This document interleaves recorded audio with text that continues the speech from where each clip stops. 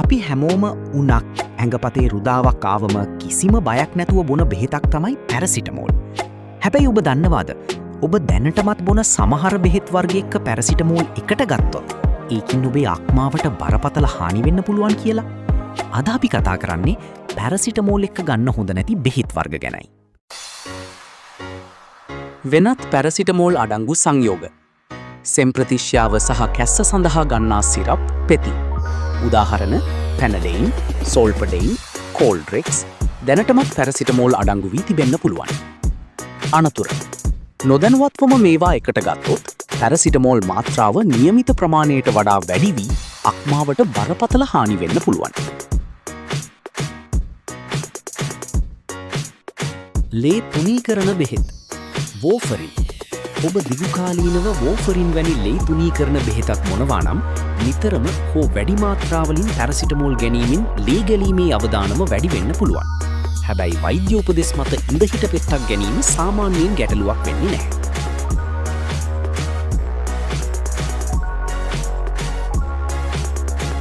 වලිප්පුව සඳහා ගන්නා බෙහෙත්.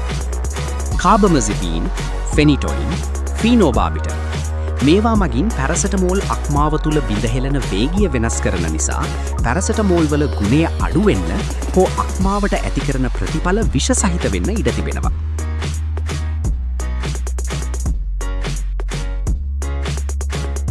ක්ෂය රෝගය සඳහා ගන්නා බෙහෙත්. අයිසොනයසිඩ්, රිෆැම්පිසින්. මේවාත් අක්මාව හරහා ක්‍රියා කරන බෙහෙත් නිසා පැරසිටමෝල් සමග එකට ගැනීමේදී අක්මාවට ඇතිවන පීඩනය වැඩි වෙනවා.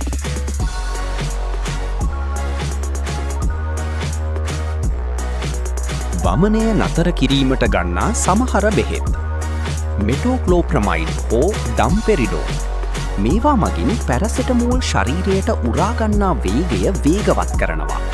හානිකරම නැතත් ක්‍රියාකාරීත්වයට බලපානවා. කොලෙස්ටරමින්. කොලෙස්ටරෝල් අඩු කිරීමට ගන්නා බෙහෙතක්. මෙය පැරසිටමෝල් උරාගන්නා වේගය අඩු කරනවා.